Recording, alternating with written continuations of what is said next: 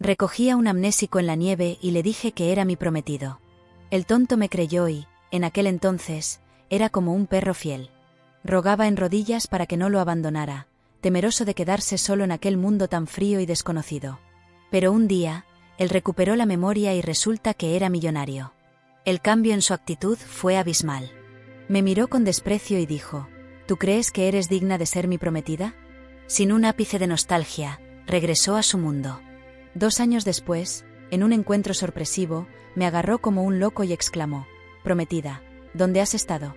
Cuando volví a ver a Alejandro, estábamos en la escuela. Él vino a mi universidad para financiar a estudiantes pobres y la escuela lo invitó a una entrevista. «Señor Vilchez, usted es joven y exitoso. ¿Qué lo llevó a invertir en la educación?». Su tono era muy ligero.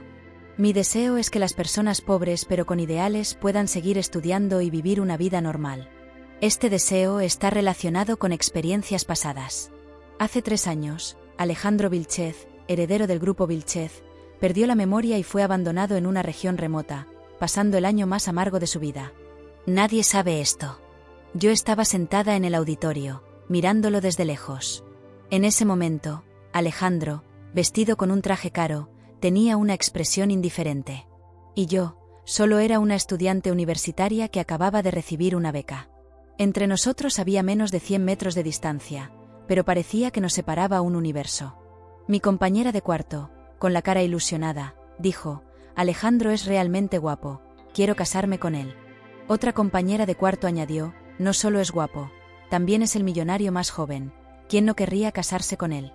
En Barcelona hay muchos hijos de familias ricas, pero pocos como Alejandro, con un físico y apariencia que superan a las de las estrellas. No hay ninguna chica joven que no quiera casarse con él. Por cierto, ¿saben del rumor sobre la desaparición de Alejandro hace 3 años? Escuché que solo fue a estudiar al extranjero, no que desapareció.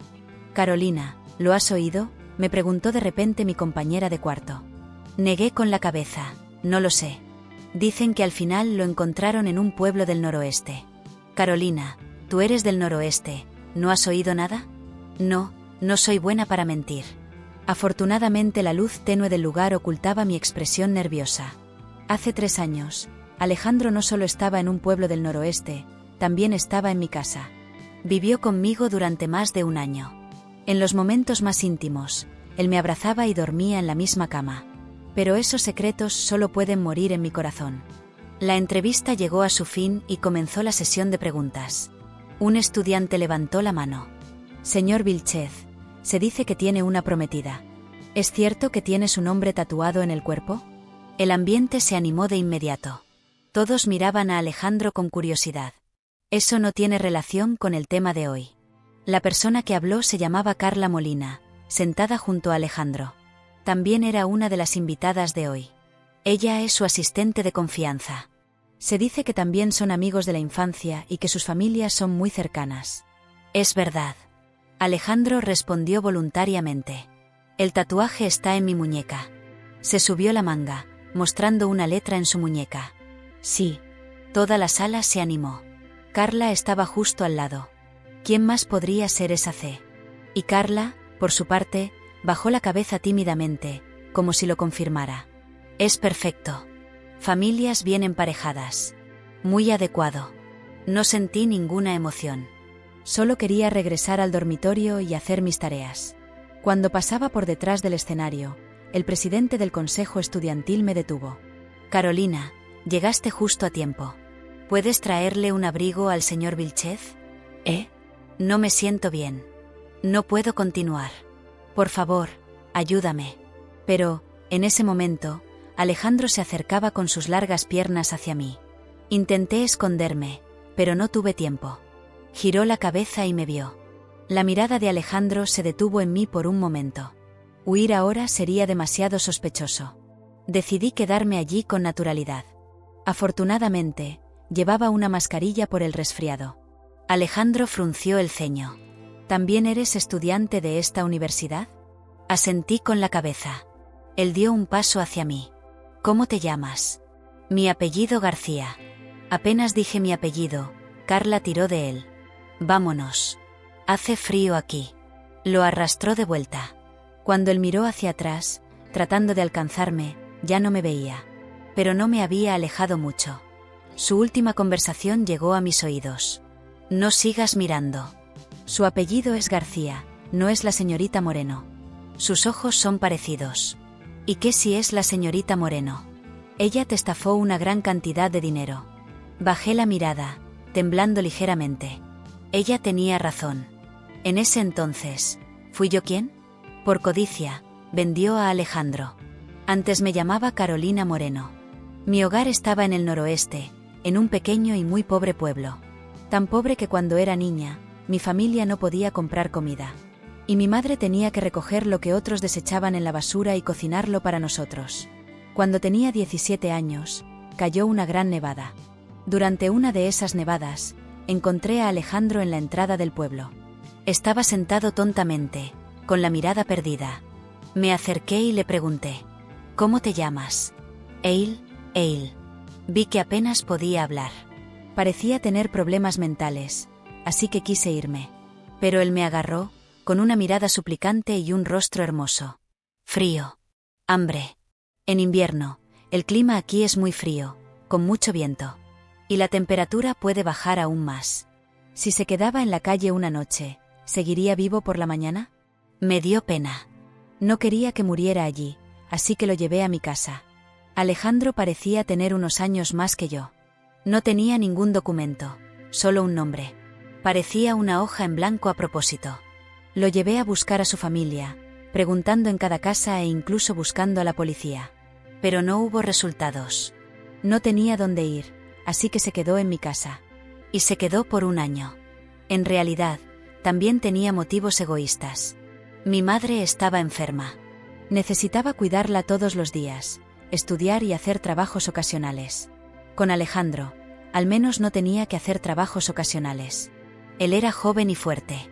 No tenía problemas con el trabajo físico, pero era realmente raro. A pesar de su gran tamaño, no podía hacer bien ningún trabajo. Era torpe. Viéndolo comer sin ganar un centavo, me enojé. Si sigues así, no te quiero aquí. Alejandro se asustó. Cara, no puedes dejarme. Soy tu marido. Sí, le mentí diciendo que si comía en nuestra casa, tendría que casarse conmigo. Era una mentira piadosa. Porque este tonto era tan guapo que muchas chicas del pueblo venían a verlo. Solo diciendo eso, podía alejarlas. Alejandro tenía una apariencia muy intimidante, con sus ojos negros y su cuerpo fuerte. Pero en ese momento, me miraba con miedo a ser abandonado. Desde entonces, Alejandro trabajó duro. Al menos no comía gratis. Pero con el tiempo, empezó a mostrar un comportamiento inusual. Alejandro era muy sensible a los números y prestaba mucha atención a las noticias financieras en la televisión. Le pregunté: ¿has estudiado economía? Se quedó atónito. No lo sé, solo siento que lo entiendo. ¿Lo he estudiado? No solo eso. Alejandro también corregía mis errores gramaticales al escribir. Hablaba muy bien e incluso dominaba varios idiomas. Descubrí que podía leer mis libros de francés extracurricular. Parece que, aunque había perdido la memoria, su instinto lingüístico permanecía. Mi madre me dijo: Alejandro probablemente viene de una gran ciudad. Le respondí: eso sería genial. Yo también quiero ir a una gran ciudad para la universidad. En el último verano de la preparatoria, cayó una lluvia torrencial.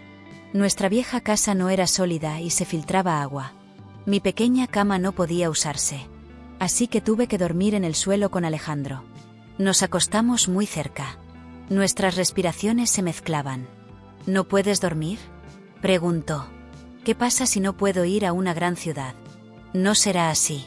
Cara, ¿a qué universidad quieres ir? Pensé por un momento. Barcelona. Quiero ver cómo es el Upper East Side de Barcelona. Bien, entonces iremos a Barcelona. Llevaremos a mamá también. Alejandro, si no consigo la admisión, entonces te llevaré. Alejandro dijo con determinación: te llevaré, pase lo que pase. Mi corazón se sintió impactado. A los 18 años, finalmente experimenté el amor. Estaba feliz de que él fuera mi prometido. Extendí la mano y lo abracé, absorbiendo su calor. El cuerpo de Alejandro se tensó por un momento, pero luego me abrazó con suavidad. Nos quedamos así, abrazados en silencio, sin hacer nada, pero superando todo. Ahora que lo pienso, Esa noche, estaba tan abrumada por la dulzura que no noté el comportamiento inusual de Alejandro. No era un tonto. Cada palabra que decía estaba llena de habilidad y escondía agudeza. Sus ojos, en la oscuridad, brillaban con una luz afilada. La luz que le pertenecía. El recuerdo se detuvo. Sosteniendo un abrigo caro de hombre, me rodeaba frente a la puerta de la sala de descanso de los invitados. Alejandro estaba dentro, enfadado. Eché un vistazo a través de la rendija de la puerta. Vi a Alejandro aplastando los dedos de alguien con la punta de su zapato, con una voz fría y despiadada. Inútil. Me sorprendí. ¿Era este Alejandro? ¿El mismo Alejandro que seguía detrás de mí, diciendo que me protegería? ¿El mismo que no sabía trabajar, temía ser abandonado y decía que quería ser mi esposo para siempre? Quizás, este era su verdadero yo. Después de ir a la universidad en Barcelona, leí algunas revistas financieras. Descubrí la verdadera situación de Alejandro. Era 8 años mayor que yo, el segundo hijo del grupo Vilchez. Al parecer era un hijo ilegítimo, pero eso no afectaba su posición. Aún no tenía 30 años, y ya tenía métodos muy despiadados. Hace un año, volvió loco a su hermano mayor con sus propias manos, convirtiéndose en el único heredero. Me sentí asustada, dudando si dejar el abrigo en la puerta y marcharme. En ese momento, la puerta se abrió. ¿Quién está ahí afuera? Alejandro salió. Su rostro estaba inexpresivo, sus ojos negros reflejaban una luz indiferente. Temblé de miedo. No importa, llevaba una mascarilla y estaba maquillada. No me reconocería. Me tranquilicé. Vine a traer el abrigo de la señorita Carla Molina. Antes de que pudiera terminar, un compañero de clase pasó por detrás del escenario y me llamó. Carolina, ¿aún no has vuelto al dormitorio? En el momento en que pronunció mi nombre, Alejandro ya había agarrado mi muñeca con fuerza. Alejandro ya había agarrado mi muñeca con fuerza. Por un instante, el mundo pareció detenerse. Sentí su tacto firme, esa misma presión cálida y temblorosa que recordaba de las noches de invierno en que, perdido en su mente vacía, se aferraba a mí como si yo fuera su único ancla en la realidad. Pero esta vez, su expresión no era de miedo. Era intensa, firme, casi desesperada. ¿Cómo dijiste que te llamas?, me preguntó, mirándome fijamente a los ojos. Su voz sonó ronca, casi incrédula. Yo, paralizada, no supe qué responder. Mi mente corría a 1000 por hora, buscando una salida, un escape lógico, una frase que me protegiera de ser descubierta. Pero era demasiado tarde. Su mirada ya me había atravesado. Carolina, murmuró. Carla volvió de inmediato. ¿Qué haces, Alejandro?, dijo con tono molesto. Vámonos, te están esperando. Pero Alejandro no se movió. Tampoco me soltó. ¿Cómo sabes su nombre?, preguntó Carla. Él no contestó. Me escaneaba con los ojos como si buscara un rasgo, una pista, una confirmación. Tus ojos, dijo en voz baja. Son iguales. Quise retroceder. Quise decirle que se equivocaba, que era solo una coincidencia. Pero no pude. Ni siquiera me atreví a mentir. Él soltó mi muñeca lentamente, como si se le escurriera algo que no quería soltar. Carla aprovechó el momento y lo jaló con fuerza. Estás confundido. Esta chica no tiene nada que ver contigo. Vamos. Alejandro dio un paso hacia atrás, pero antes de irse, dijo, nos volveremos a ver. No era una amenaza. Era una promesa. Y lo supe. Lo sentí en los huesos. Corrí al dormitorio con el corazón en la garganta. No pude concentrarme en mis tareas. No pude dormir. En mi mente solo había una pregunta. ¿Me había reconocido? Al día siguiente, al llegar al campus, todo era un alboroto. Alejandro Vilchez había donado una suma millonaria a la universidad y estaba ofreciendo becas especiales a estudiantes con bajos recursos. Pero lo que más llamó la atención fue el rumor de que, al terminar la ceremonia, preguntó por una chica con apellido García. Mi apellido. Me hundí en la biblioteca durante horas, evitando a todos. Pero en la noche, al regresar a la residencia, encontré un sobre blanco sobre mi cama. No tenía remitente. Solo decía, nos vemos mañana a las 5 de la tarde en la azotea del edificio de administración. Ah. Sentí que el suelo desaparecía bajo mis pies. Dudé en ir. Sabía que era un error. Pero también sabía que había algo que no podía negar. Quería verlo. Quería saber si aquel Alejandro, el que comía pan duro en mi casa, el que me decía cara, no me dejes solo, aún existía. La azotea estaba desierta. El viento de la tarde revolvía mis cabellos, y el cielo se tiñó lentamente de un rojo profundo. Entonces lo vi aparecer. Alejandro, solo, sin asistentes ni cámaras. Su abrigo negro ondeaba con el viento, y sus ojos oscuros se clavaron en los míos como puñales suaves. «Eres tú, ¿cierto?», dijo sin rodeos. «No quiero juegos». Guardé silencio.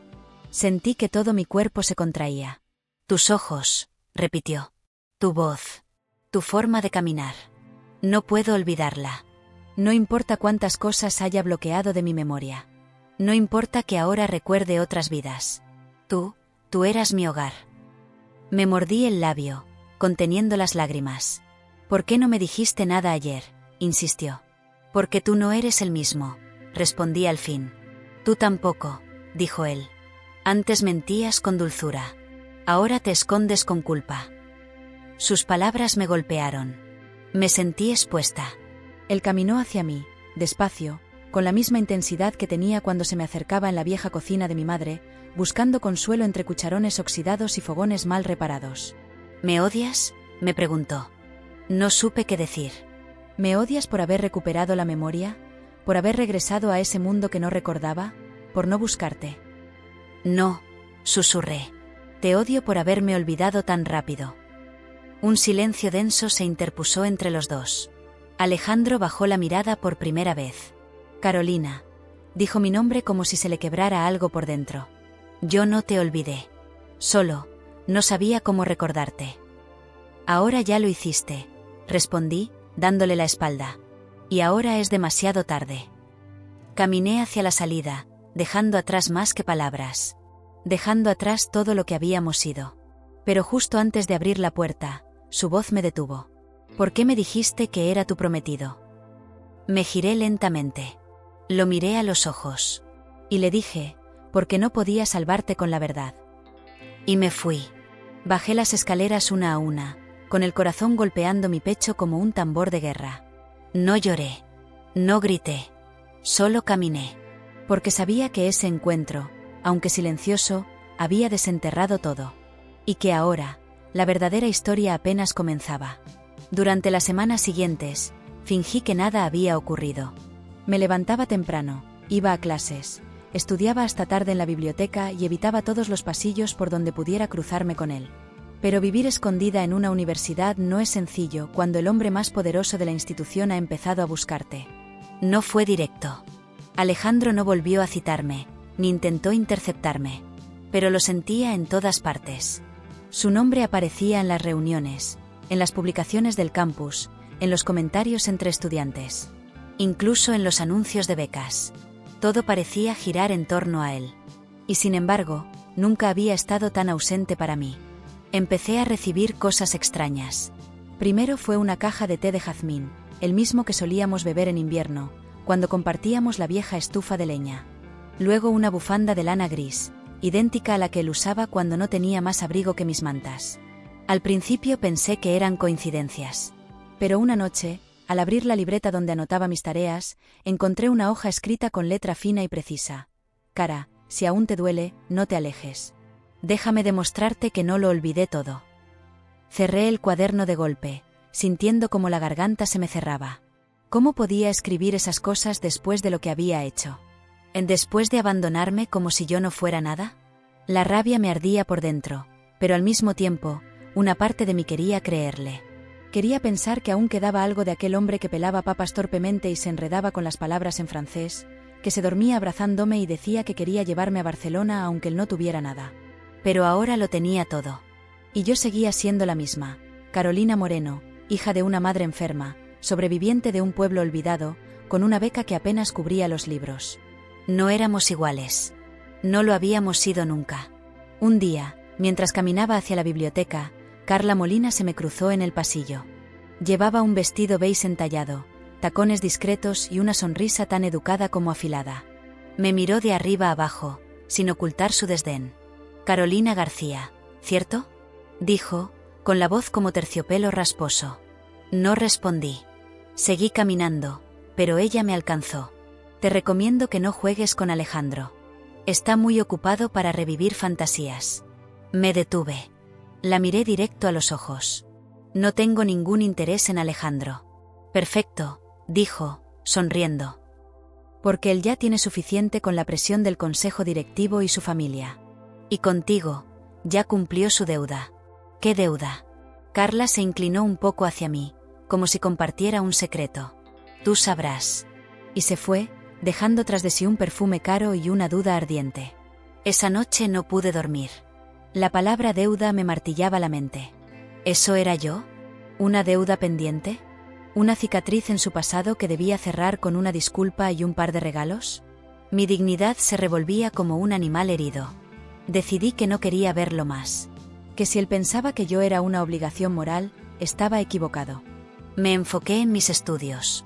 Dediqué más tiempo a cuidar a mi madre por teléfono, aunque ella no sabía nada de lo que ocurría. Me aislé de todos. Pero Alejandro no se detuvo. En una clase de ética empresarial, apareció de pronto como ponente invitado. Nadie lo sabía. Cuando entró al salón, todos aplaudieron, menos yo. Me congelé.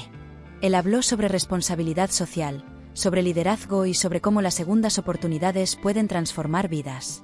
No me miró una sola vez. Pero sus palabras se dirigían a mí. A veces, perdemos lo más valioso por miedo. Y a veces, fingimos olvidar porque la verdad nos haría demasiado daño.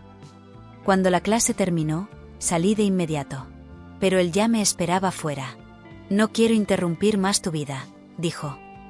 Solo quiero que me escuches una última vez.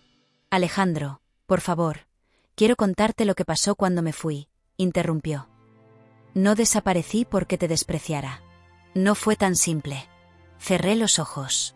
Él continuó. Cuando recuperé la memoria, me dijeron que todo había sido un engaño. Que tú me habías usado. Que habías recibido dinero por entregarme. Que fingiste todo. ¿Y no pensaste en preguntarme? ¿En mirarme a los ojos antes de decidir que era cierto? Estaba confundido. Asustado. Me llevaron directo a un hospital privado. Me aislaron. Me dijeron que tú no querías verme, que te habías marchado con el dinero. ¿Y lo creíste? Grité. Lo quise creer. Porque era más fácil que enfrentar lo que sentía. ¿Y ahora? ¿Qué quieres de mí ahora? Quiero reparar lo que rompí, dijo en voz baja. No con regalos. No con becas. Contigo. Solo contigo.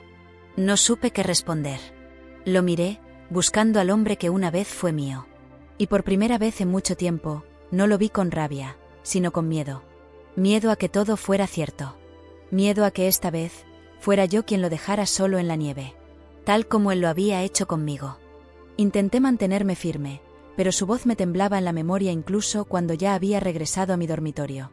Solo contigo, me había dicho. Como si esas palabras pudieran recomponer los años rotos, las noches de duda, los días en que me culpé por haberme atrevido a quererlo. Cerré la puerta, tiré la mochila al suelo y me dejé caer sobre la cama. El techo parecía más lejano esa noche. Las lágrimas llegaron sin pedir permiso. No eran de tristeza, ni siquiera de rabia. Eran de confusión. Porque después de todo lo que había pasado, no entendía por qué una parte de mí aún lo amaba. Sí, lo amaba. A pesar del rechazo. A pesar del silencio. A pesar del abismo que había entre nuestras vidas. Lo amaba con una parte de mí que se quedó congelada en aquella tormenta de nieve, la misma que lo encontró medio muerto en la entrada del pueblo. Lo amaba como se ama a alguien que nunca fue del todo tuyo, pero que cambió para siempre tu forma de respirar. Y sin embargo, tenía miedo. Miedo de volver a caer. Miedo de que esta vez, si lo dejaba entrar, no hubiera forma de levantarme después. Pasaron los días. Él no volvió a buscarme. No hubo más sobres, ni apariciones inesperadas. Solo silencio. Uno que me dolía más que cualquier reclamo. Hasta que una noche, al salir de clase, vi a Carla esperándome junto al portón. Estaba sola, sin guardaespaldas, vestida de manera sencilla. Su expresión no era arrogante, sino tensa. Me acerqué con cautela. ¿Qué quieres ahora? Le dije sin rodeos. Necesito hablar contigo. A solas. No tenemos nada de qué hablar. Por favor, Carolina. No es sobre ti. Es sobre él. Eso me descolocó. Carla nunca me había pedido nada. Nunca había mostrado un ápice de humildad. Acepté, más por curiosidad que por interés real. Caminamos hasta un café fuera del campus. Se sentó frente a mí y pidió un té sin azúcar. Yo no pedí nada. Alejandro no está bien, dijo al cabo de un rato. ¿Qué quieres decir? Desde que te vio, ha cambiado. Ya no duerme. Apenas come. Está obsesionado contigo. Me miró como si eso fuera mi culpa. Pero no dije nada. No me malinterpretes. No te estoy culpando, añadió, quizás al ver mi expresión. Pero necesito que entiendas que Alejandro no es solo un hombre. Es una empresa, un apellido, una línea sucesoria. Y tú no cabes en ese mundo. Su sinceridad fue como una bofetada. Carla no estaba amenazándome. Estaba exponiéndome la realidad. Entonces, ¿vienes a pedirme que lo deje? Sí, respondió sin titubeos. No porque no lo quiera feliz, sino porque si él elige seguirte, va a perderlo todo. Su herencia, su lugar en el grupo, el respeto de su padre, todo. Sentí como mi pecho se cerraba. Carla no lloraba, pero hablaba con una tristeza que no esperaba. Lo amo, dijo de pronto. Pero él nunca me miró como a ti.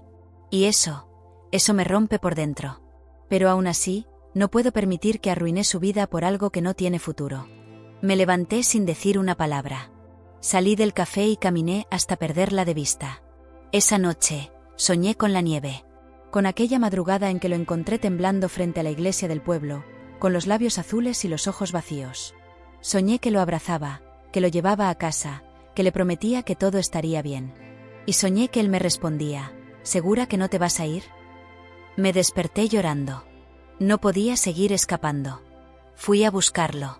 Nadie supo decirme dónde estaba. Su asistente lo había excusado de todas sus actividades. No respondía mensajes. No estaba en su departamento habitual. Me di por vencida al tercer día. Hasta que, al volver al dormitorio, encontré una carta bajo mi almohada. No quiero obligarte a nada. Pero si alguna vez quisiste saber la verdad, ven mañana a mi casa. Solo tú. Solo una vez. Después de eso, no volveré a molestarte. Dudé. Mucho. Pero al final, fui. No sabía si lo hacía por amor, por nostalgia o por cerrar un ciclo. Pero tomé el bus, crucé media ciudad y llegué al edificio donde vivía. El portero me dejó subir sin preguntar. Cuando entré, lo encontré en el balcón, con la mirada perdida en el horizonte. Llevaba la misma bufanda gris que me había dejado, y sostenía en las manos una caja pequeña. Me escuchó entrar, pero no se volteó. Gracias por venir, dijo. ¿Por qué me llamaste? Porque necesitaba darte esto. Se giró, caminó hacia mí y me entregó la caja. Al abrirla, encontré la pulsera de mi madre. La misma que se había perdido cuando nos desalojaron. ¿Cómo la conseguiste? La busqué, respondió. Durante años. Cuando recuperé la memoria, lo primero que recordé fue esa pulsera. Y supe que tenía que devolvértela. Porque fue lo único que siempre estuvo contigo, incluso cuando yo ya no lo estaba. No pude contener el llanto. Alejandro me abrazó sin decir nada. Solo me sostuvo, como en aquellas noches sin calefacción. Y por primera vez, sentí que ese abrazo no venía de un millonario, ni de un heredero, ni de un desconocido. Venía de él. De mi Alejandro. Y también supe que el precio de ese amor sería más alto de lo que jamás imaginé. Esa noche no regresé al dormitorio. Me quedé en el apartamento de Alejandro, sentada en su sofá, envuelta en una manta que olía a sándalo y recuerdos. Él cocinó en silencio, como si quisiera revivir aquellos días en que compartíamos migajas y estufas rotas. Pero ahora, en lugar de pan duro, preparaba salmón al horno con ensalada de rúgula y un vino que ni siquiera me atreví a pronunciar. No tienes que impresionarme, le dije cuando colocó el plato frente a mí. No estoy tratando de impresionarte, respondió con sinceridad. Estoy tratando de recuperar algo que perdí y que ahora sé que fue lo más real que he tenido en mi vida. Comimos en silencio, hasta que él se atrevió a preguntar lo inevitable. ¿Fue cierto? ¿Y qué? Lo que me dijeron. Que recibiste dinero por entregarme. Tragué saliva. La pregunta me ardió como fuego. Me tomó varios segundos poder hablar. Sí, pero no como crees. Él no apartó la mirada. Esperó. Cuando te encontré, apenas tenía para comer. Mi madre estaba enferma, el techo se caía a pedazos, y tú comías como un niño hambriento y no sabías hacer nada. Pero aún así te quedaste. Me ayudaste. Me diste algo que ni la comida ni el dinero podían darme: esperanza. Alejandro apretó los labios, sin interrumpirme. Un día, un hombre apareció en el pueblo. Decía que buscaba a un joven perdido. Mostró una foto. No eras tú, pero te parecías. Lo escuché hablar por teléfono. Decía que si alguien encontraba al heredero de los Vilchez, recibiría una recompensa. Yo llamé. El silencio cayó como una losa entre nosotros. No pensé que vinieran tan rápido. No pensé que se te llevarían sin que pudiera despedirme. Y cuando quise saber de ti, ya no pude. Me bloquearon. Me dijeron que había sido transferido a otro país. Nadie me escuchó. Nadie me creyó. Alejandro se levantó y caminó hasta la ventana. Allí, de espaldas, habló con voz baja. ¿Cuánto te dieron? No quiero hablar de eso. Yo sí. Necesito saberlo. Tragué saliva. 20.000 euros. No dijo nada. Solo asintió. Ese dinero pagó la operación de mi madre. Gracias a eso, sigue viva. Alejandro se volteó. Tenía los ojos brillosos, pero no por el dolor, sino por una furia contenida. ¿Por qué no me lo dijiste antes? ¿Y qué iba a cambiar? Cuando recuperaste la memoria, ya no eras mío. Ya no eras ese hombre que me miraba como si yo fuera su mundo. Él se acercó y me tomó las manos. Siempre fuiste mi mundo. Solo que no lo recordaba. Y ahora que lo hago, no quiero perderte otra vez. Sus palabras me desarmaron. Pero antes de que pudiera responder, su teléfono comenzó a vibrar. Miró la pantalla y frunció el ceño. Es mi padre. Tengo que contestar. Se apartó unos pasos y contestó con voz formal. Yo no podía escuchar las palabras, pero su expresión lo decía todo.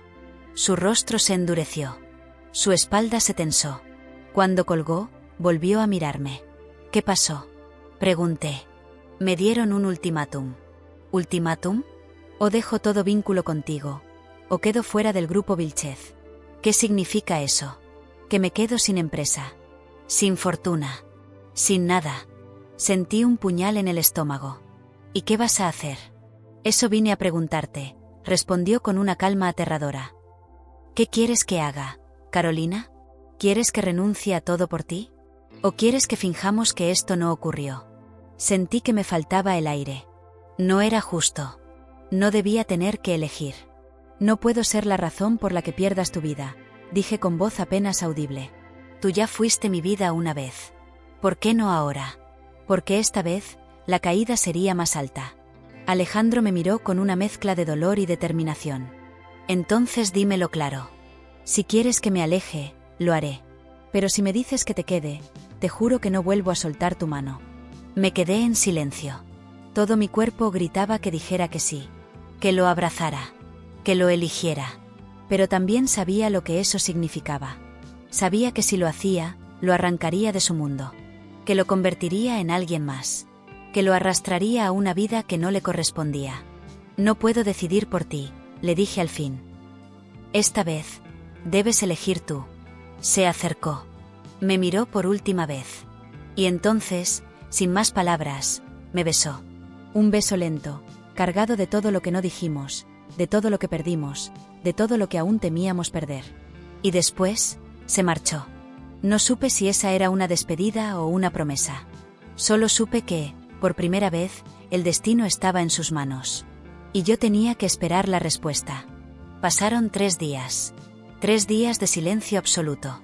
3 días en los que no recibí llamadas, mensajes, cartas ni miradas de lejos. 3 días que parecieron años. Me levantaba con el estómago hecho un nudo, esperando que algo ocurriera. Que sonara el teléfono. Que alguien tocara la puerta. Pero no pasaba nada. El mundo seguía su curso, implacable, indiferente. Las clases, los profesores, los compañeros. Todos seguían viviendo como si nada hubiese cambiado. Como si yo no estuviera rota por dentro. Dormía mal. Comía menos. Y cada vez que alguien pronunciaba su nombre en los pasillos, sentía que se me detenía el corazón. El lunes por la mañana, llegó la noticia. Alejandro Vilchez había renunciado públicamente a su puesto en el grupo Vilchez. Lo anunció durante una conferencia transmitida por medios nacionales. Dijo que necesitaba reencontrarse consigo mismo, que había olvidado lo que era realmente importante. No mencionó mi nombre. Ni una sola vez. Pero sus ojos hablaban por él. Supe en ese instante que lo había hecho por mí. Supe que había elegido el amor por encima del imperio. Y supe, también, que eso no podía salir gratis. Carla apareció en mi dormitorio ese mismo día.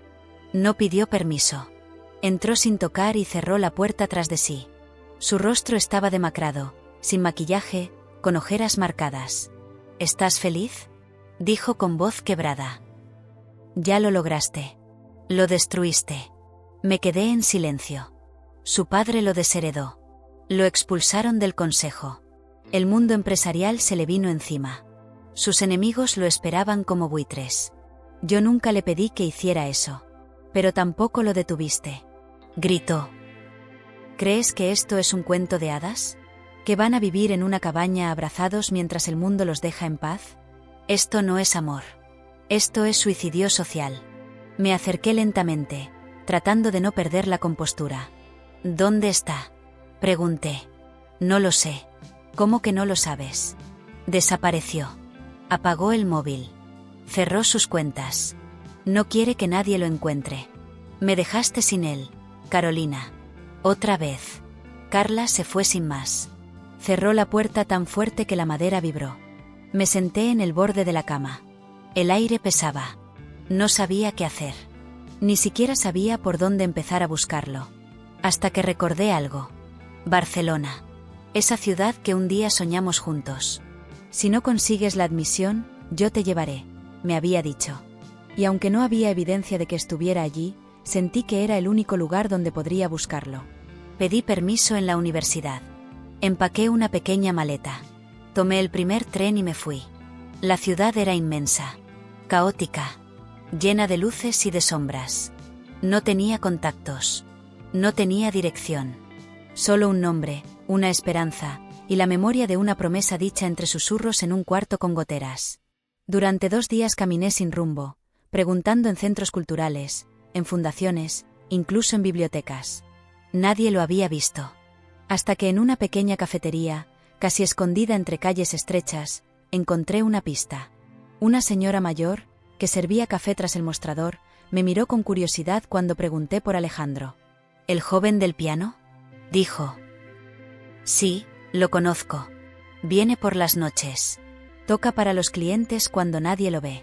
Le gusta que nadie lo moleste. Sentí que las piernas me flaqueaban. ¿Vendrá esta noche? Es probable.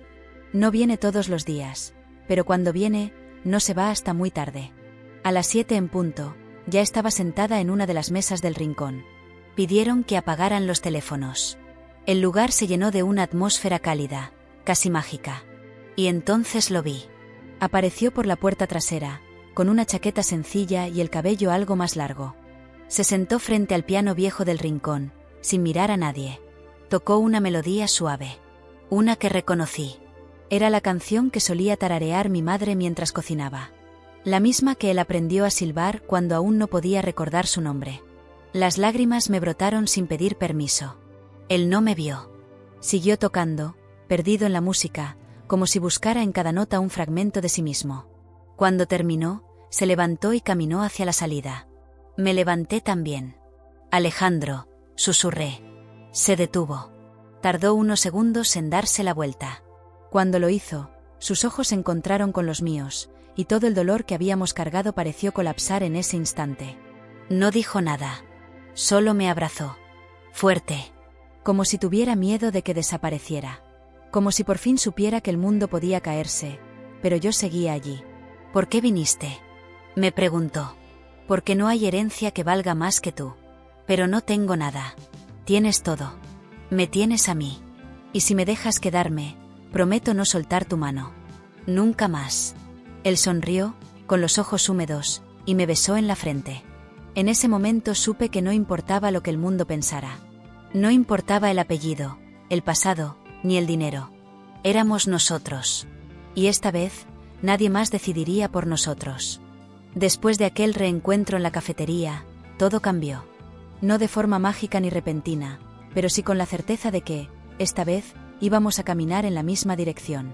Alejandro decidió quedarse en Barcelona, lejos de las reuniones corporativas, los consejos directivos y las exigencias de un apellido que pesaba como una maldición. Encontró un pequeño apartamento en una zona modesta, con paredes blancas y una ventana desde donde se veía el cielo al anochecer. Me pidió que lo acompañara. No como huésped, no como amiga, como compañera de vida.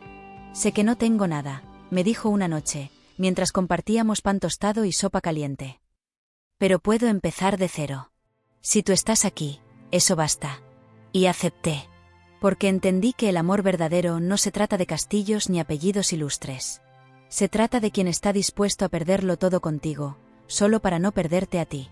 Los días siguientes fueron extrañamente pacíficos. Alejandro tocaba en la cafetería 3 veces por semana, enseñaba clases particulares de finanzas a jóvenes de bajos recursos, y con el tiempo, comenzó a escribir un blog donde compartía su historia bajo seudónimo. Nunca mencionó nombres.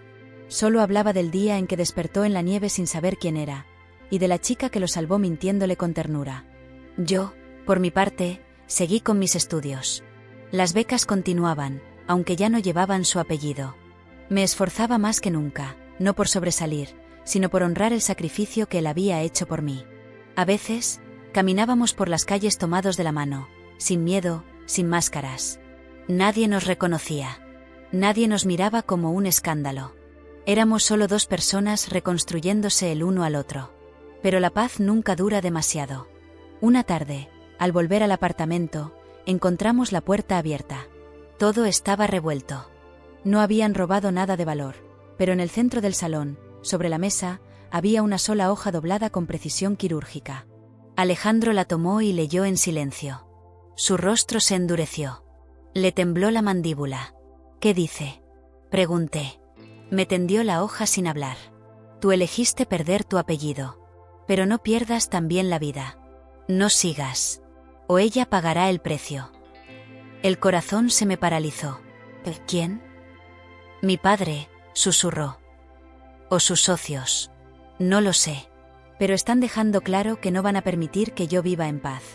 ¿Qué quieren? Que regrese. Que me rinda. Que finja que todo esto fue un desliz. Que vuelva a ser su hijo obediente. Me senté, sintiendo que el mundo giraba demasiado rápido. Alejandro se arrodilló frente a mí. No voy a dejar que te hagan daño. Lo prometí una vez. Esta vez no fallaré. No puedes enfrentarlo solo. Tampoco puedo vivir escondido. Entonces tenemos que hacer algo. Pensamos toda la noche. No éramos estrategas, pero teníamos algo más poderoso, la verdad. Y la verdad, cuando se dice en voz alta, tiene el poder de mover montañas. Alejandro decidió dar una entrevista. Contactó a un periodista independiente que durante años había investigado los negocios turbios del grupo Vilchez. Le contó todo. Su desaparición. Su amnesia. Su regreso. Su decisión de abandonar el legado. Y el precio que estaban intentando imponerle. No mencionó mi nombre. Me protegió como siempre. Pero su voz fue firme. Honesta. Irrefutable. Cuando la entrevista salió al aire, el mundo se dividió. Algunos lo llamaron traidor. Otros, valiente. La prensa lo devoró por semanas. Sus antiguos socios lo acusaron de manipulación, de chantaje emocional. Pero no pudieron tocarlo. Porque lo que había dicho era cierto. Y lo dijo antes de que ellos pudieran silenciarlo. A los pocos días, comenzaron a llegar mensajes de todo el mundo. Personas que decían haber vivido lo mismo. Hijos de grandes nombres que habían sido moldeados como productos, no como personas. Jóvenes que agradecían su valor. Adultos que lloraban al leer su historia. Alejandro no solo se liberó. Le dio voz a miles. Y en medio de esa tormenta, estábamos nosotros. Solos, sí, pero más fuertes que nunca. Una noche, mientras regresábamos del supermercado, él se detuvo frente a una vitrina. Era una joyería pequeña, sin lujos. Pero dentro, en una esquina, había 2 anillos de plata simples, grabados con una frase diminuta. Prométeme que no te irás. Me miró con una sonrisa tímida. ¿Te gustaría que tu mentira piadosa se volviera verdad? ¿Qué mentira? Que éramos prometidos. Sentí que el pecho se me llenaba de luz. Claro que sí, le dije. ¿Entonces es un sí? Es un para siempre. Entramos, y esa misma noche, bajo el cielo de Barcelona, con el murmullo lejano de la ciudad como música de fondo, nos prometimos algo que ni el frío, ni la amnesia, ni el poder, ni el pasado habían logrado romper: estar juntos. Esta vez, de verdad. Esta vez, sin mentiras. Un mes después de nuestro compromiso, el invierno volvió a Barcelona. No con la crudeza del norte, pero sí con ese viento frío que atraviesa las bufandas y hace que la gente apure el paso por las aceras. Yo no lo apuré. Caminaba despacio, con las manos en los bolsillos del abrigo, observando cómo las luces navideñas comenzaban a colgar de los balcones. A mi lado, Alejandro sostenía una taza de café humeante y me miraba de reojo como si no pudiera creer que yo seguía allí. Como si en cualquier momento pudiera despertar otra vez, en la nieve, y descubrir que todo esto fue un sueño. Pero esta vez no era un sueño. Esta vez, la promesa era real. Habíamos decidido no organizar una boda pomposa ni invitar a la prensa ni siquiera a nuestros conocidos. Solo fuimos nosotros dos, frente a un funcionario civil que bostezaba entre papeleo, y luego salimos tomados de la mano, riendo como niños. Alejandro me llevó al parque donde tocó por primera vez después de dejarlo todo. Allí, entre músicos callejeros y árboles pelados por el invierno, me regaló una libreta. En la primera página había una frase escrita con tinta negra. Cada día que no estuve contigo fue un error que ya no puedo corregir, pero cada día que estoy contigo, es una página nueva donde solo quiero escribir tu nombre. Cerré el cuaderno, con el corazón latiendo como un tambor. Lo besé sin decir nada. Porque hay amores que no necesitan explicaciones. Solo necesitan presencia. Vivimos meses de calma. De rutina compartida. De desayuno juntos. De conversaciones largas sin necesidad de esconder el pasado. De sanar, lentamente, las partes de nosotros que seguían rotas.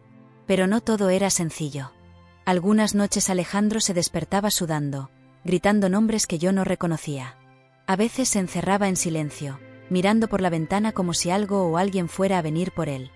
No hablaba de su familia, ni del grupo Vilchez, ni de Carla. Pero yo sabía que aún lo perseguían los fantasmas de todo lo que dejó atrás. Un día, mientras cocinábamos juntos, me dijo: a veces siento que soy dos personas. El Alejandro que fui contigo en el pueblo, y el que fui después, con ellos. ¿Y quién eres ahora?, le pregunté, removiendo la sopa. El que elijo ser. Contigo. Nada más. Fue la primera vez que lo escuché en paz. Sin duda. Sin sombra. Con claridad. Y eso me bastó. Pero la vida, como siempre, se guarda una última carta. Una tarde recibí una carta de mi madre. Dentro venía una foto.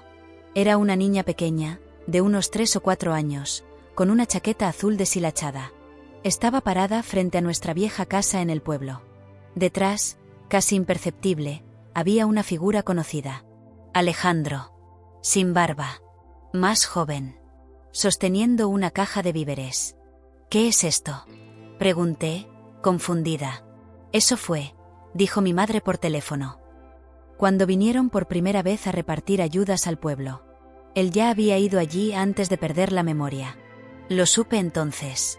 Nuestro destino no comenzó en la nieve. Comenzó mucho antes. Él ya había estado en mi vida, aunque ninguno de los dos lo supiera. Tal vez Dios nos cruzó más de una vez. Tal vez las vueltas de la vida no eran casualidad, sino corrección. Una forma de devolvernos lo que merecíamos. Cuando le mostré la foto a Alejandro, se quedó en silencio. La sostuvo entre los dedos como si temiera que se deshiciera. ¿Lo ves?, le dije. Siempre ibas a encontrarme. Él sonrió. Y esta vez, no voy a perderte. Esa noche hicimos el amor como si el mundo se acabara. Como si nuestros cuerpos hablaran el idioma que durante años habíamos olvidado. Fue suave. Fue fuerte. Fue nuestro. Y cuando me dormí sobre su pecho, juré que no habría más secretos entre nosotros. Ni más despedidas. Con el tiempo, el blog de Alejandro se volvió popular. Luego, un pequeño libro. Una editorial lo contactó. Le ofrecieron un contrato. La historia de su vida, contada con honestidad, se convirtió en un símbolo de transformación. No como heredero. No como empresario. Como ser humano. Empezó a dar conferencias. No por fama, sino por sentido. Hablaba con jóvenes, con huérfanos, con víctimas de abuso familiar, con estudiantes que querían renunciar. Nunca mencionó nombres. Nunca habló de la nieve, ni del pueblo, ni de mí. Pero siempre terminaba diciendo lo mismo: no dejes que te digan quién debes ser. Elige quién quieres ser, y no sueltes a quien te vea en medio de tu confusión y decida quedarse. Cuando lo escuchaba decir eso, me sentía abrazada por dentro. Una noche, mientras regresábamos de una de sus charlas, me detuve en seco. Quiero volver. ¿A dónde?, preguntó. Al pueblo. A nuestra casa. A donde comenzó la mentira y la verdad.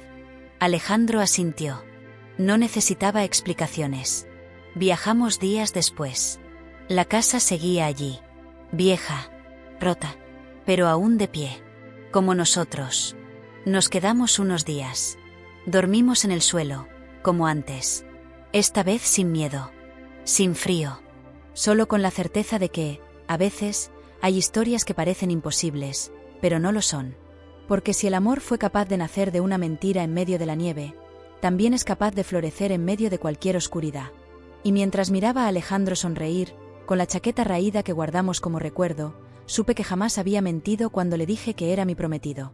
Porque en mi corazón, desde el primer momento, lo fue. Solo necesitábamos que el destino lo recordara también.